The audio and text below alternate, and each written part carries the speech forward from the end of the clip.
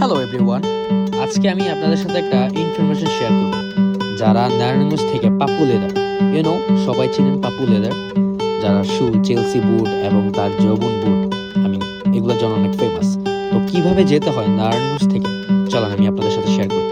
First of all আমি আসলাম Chittagong road থেকে এখানে নীলাচল বাসে উঠলাম। আমি যেভাবে যাই আমি আপনাদের সাথে শেয়ার করি। চলো ফার্স্ট অফ অল বাসে উঠি। এখন বাসে উঠলাম।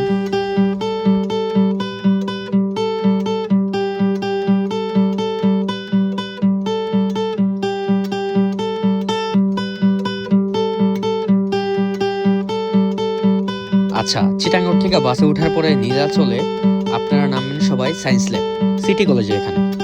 এই যে সিটি কলেজের এখানে নামার পর ঠিক এই মোড় থেকে একটা রিক্সা নেবেন। আচ্ছা, রিক্সা নেওয়ার পর রিক্সাওয়ালা মামাকে বলবেন ধানমন্ডি কাইসার মিষ্টির মোড়ে এখানে যাবেন।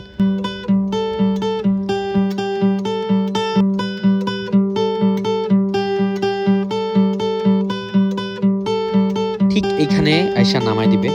তো এখান থেকে আমি একটু ঘুরে আপনাদের দেখাই। দেন ওই তো বরাবর দেখা যাচ্ছে পাপ্পু লেদার ক্রাফট।